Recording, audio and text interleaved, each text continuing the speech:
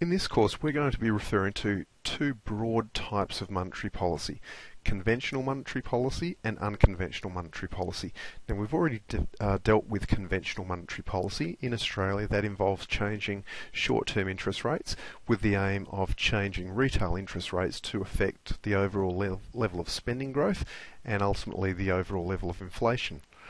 Now, conventional monetary policy in Singapore, in contrast, is operated by using interest rates and foreign exchange reserves to manipulate the exchange rate so that it lies between an upper and lower band, and conventional monetary policy in Hong Kong is all about fixing the exchange rate against the US dollar. So there's a lot of different ways conventional monetary policy can be operated. We know about that now. What we've got to do is focus our attention on unconventional monetary policy, and there are a range of them, and I've picked the three most popular which have been used in recent years, particularly following the global financial crisis. They are quantitative easing, QE, negative interest rate policy, and forward guidance.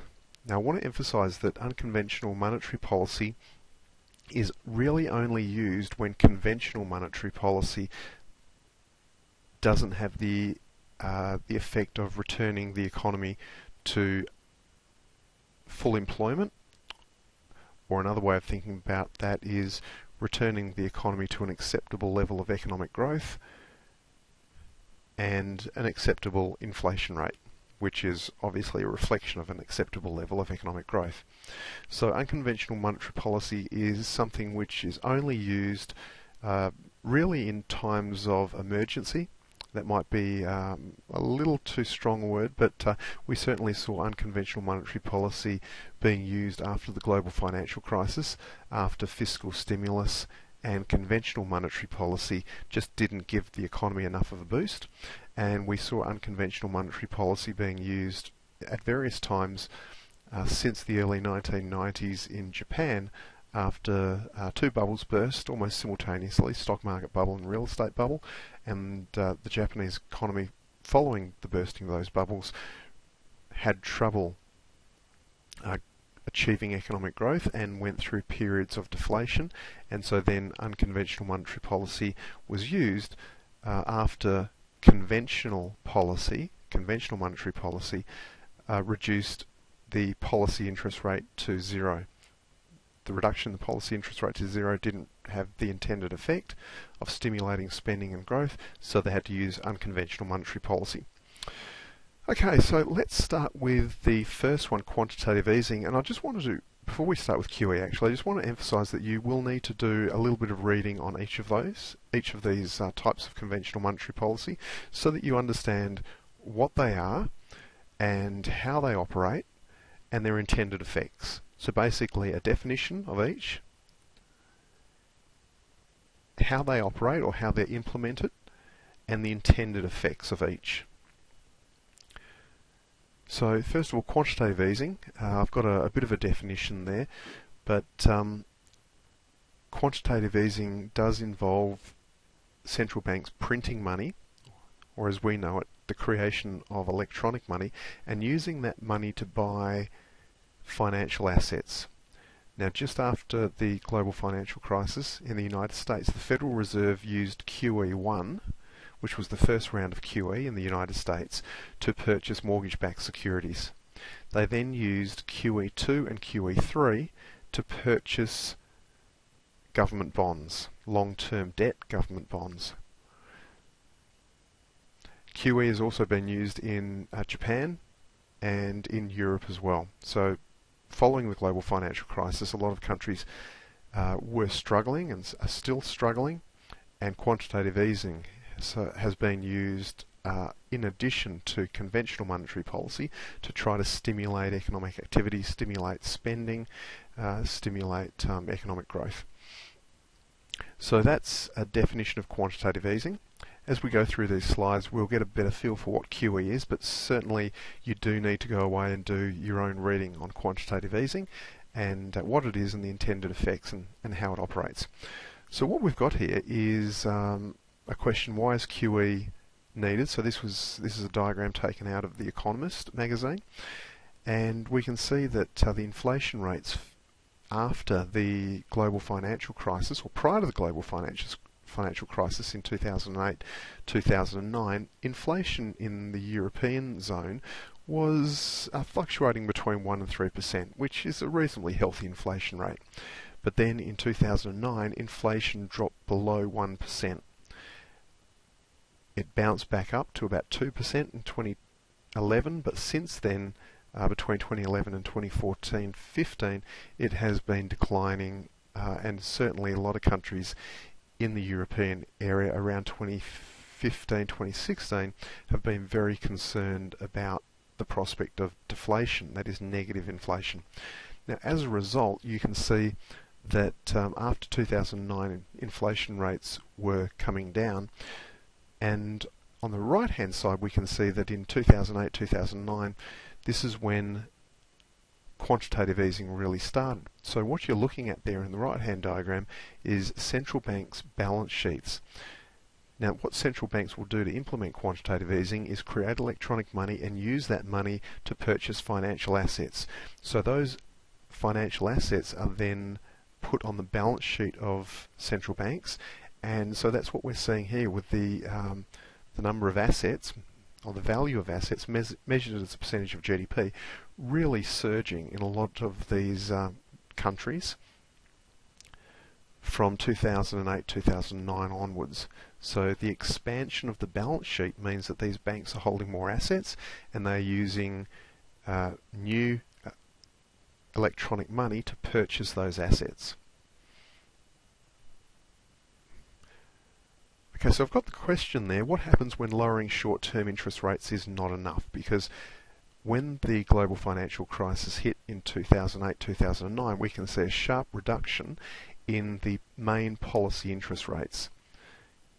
The Fed in the US, the European Central Bank, the Bank of Japan and the Bank of England.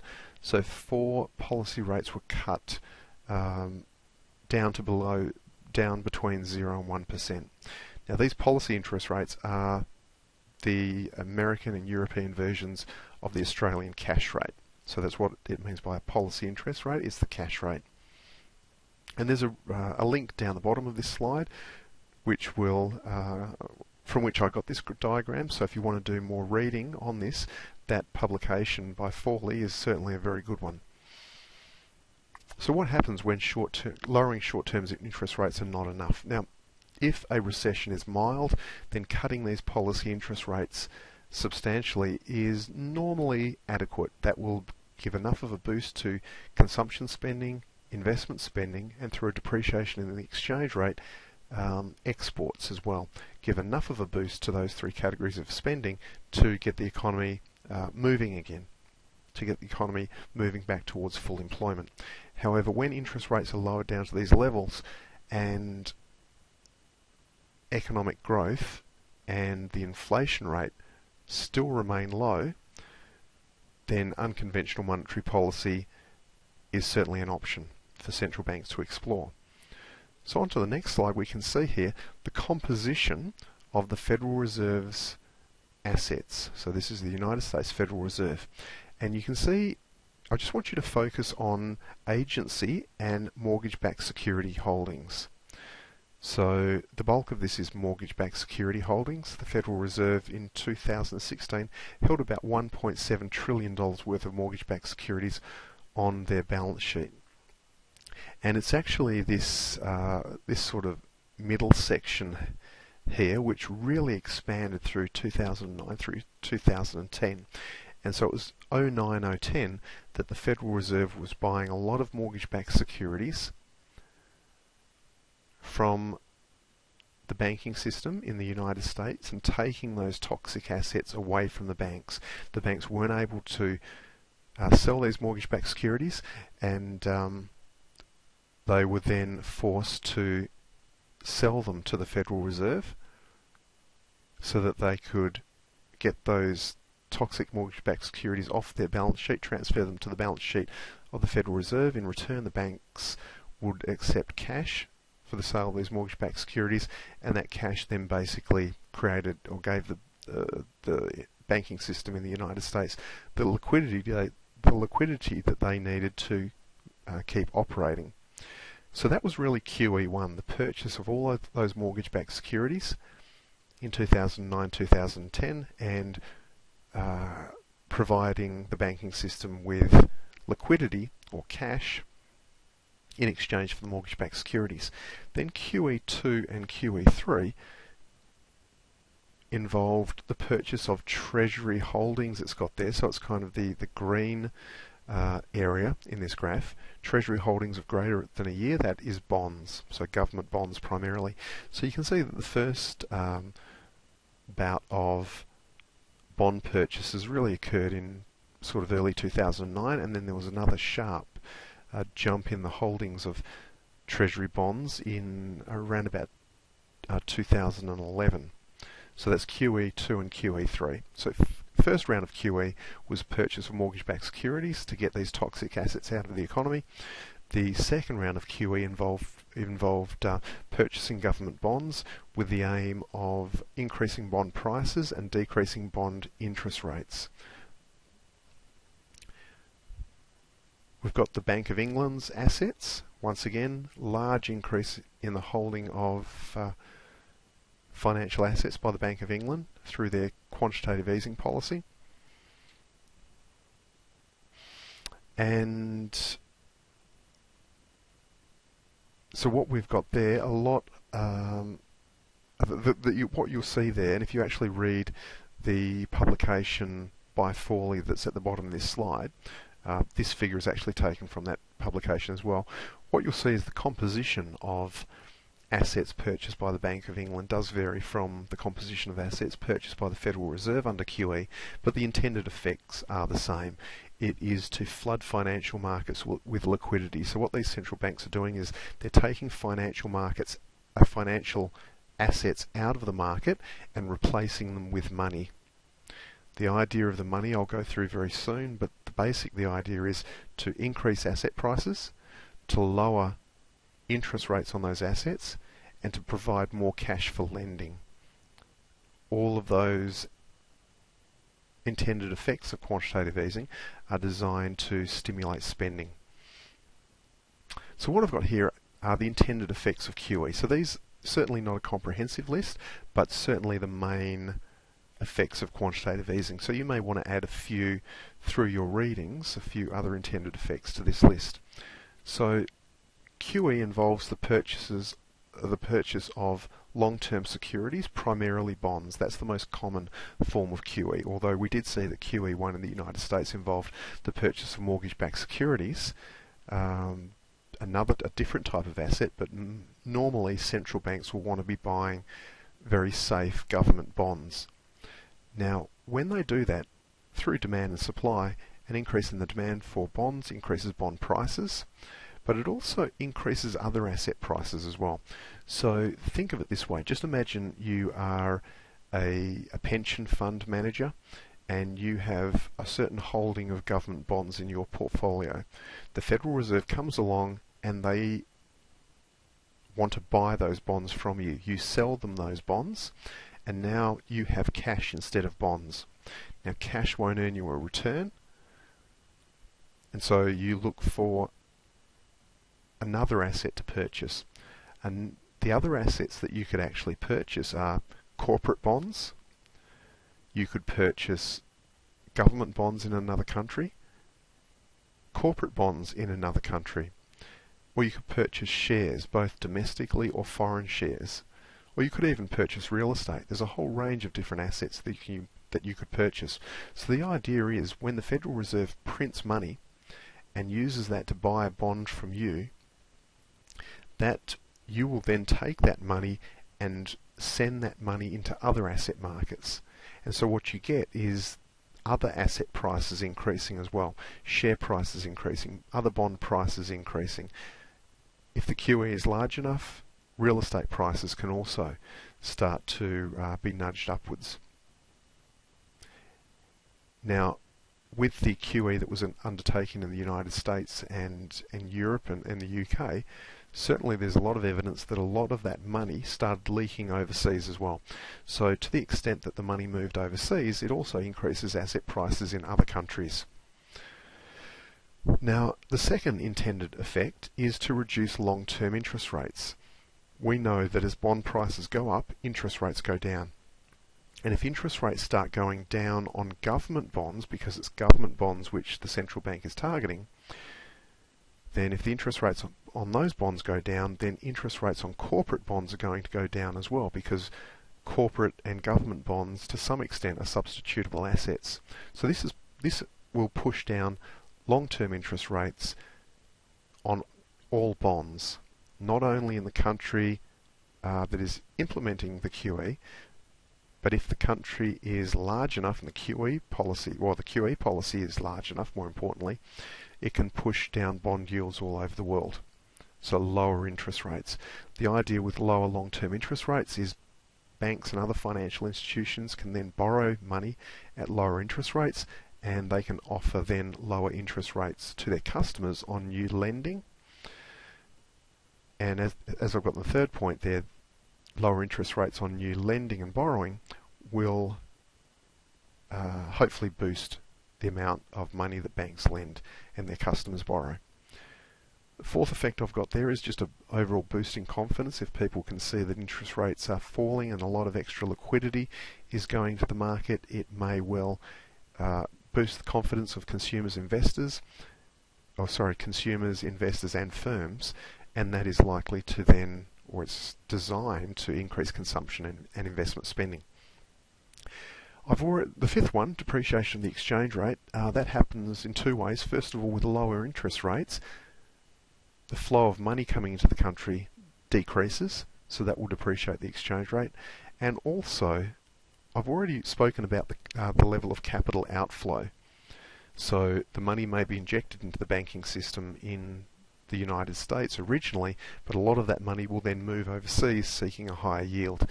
As that money moves overseas, it will increase the supply of, in this example, US dollars in the foreign exchange market, putting downward pressure on the United States dollar.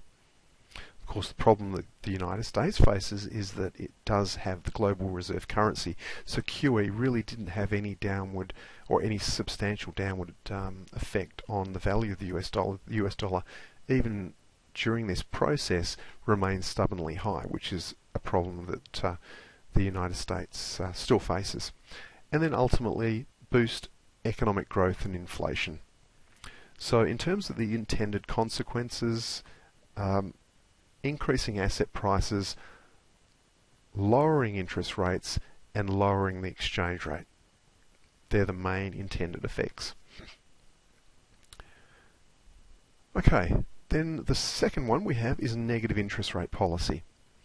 Now this is one that I've only got one slide on, and I need you to, in your own time, read up on negative interest rate policy. It has been implemented quite widely in Europe in 2015-2016,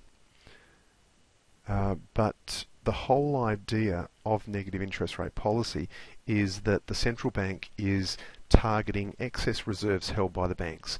So banks throughout the world generally have to hold some reserves with the central bank, reserves of liquid assets. And those liquid assets are designed to be able to service any withdrawals by the bank's customers. So if the banks come in, if the customers come in, the banks want their money back, then the banks can draw on these very liquid reserves and get that cash to their customers in a hurry. Sometimes banks will keep the minimum level of reserves necessary. Other times banks will keep more than the minimum level of reserves necessary. And primarily, this negative interest rate policy is targeting those excess reserves. So they're almost excess reserves are unnecessary reserves under current banking policy. And so really it's the central banks saying to the banks, we don't want you to hold excess reserves with us. We are actually going to charge you a negative interest rate on those reserves. So you will have to pay us to hold those excess reserves. That really then is designed to encourage banks to lend out these excess reserves rather than holding them with the central bank. Now if those banks can lend out their excess reserves,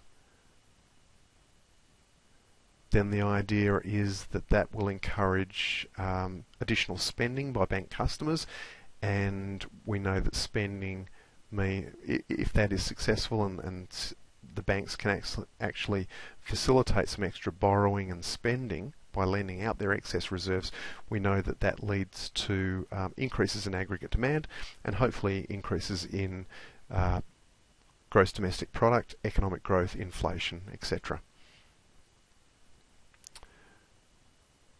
Okay, so that is the second type of unconventional monetary policy that we'll be discussing in this unit, negative interest rate policy. As I said, I do need you to do a little bit of reading on that so that you're comfortable explaining to someone what negative interest rate policy is, how it's implemented, and its intended effects. And then the final type of policy we've got is forward guidance. And basically there's two types of forward guidance. First is Delphic, the second is Odyssean. Now, with the first type, that is the type of forward guidance that occurs as part of conventional monetary policy. So very often central banks will announce quarterly or half-yearly statements outlining their outlook for the domestic economy. And what people then do, based upon those economic outlooks of the central bank, is infer the future path of short-term interest rates. So if, for example, the central bank says something such as economic conditions are good at the moment, but we foresee a significant slowdown over the next 18 months in the level of investment spending in the country, then people will then begin to infer from that type of forward guidance that short-term interest rates may well be declining within the next 12 or 18 months.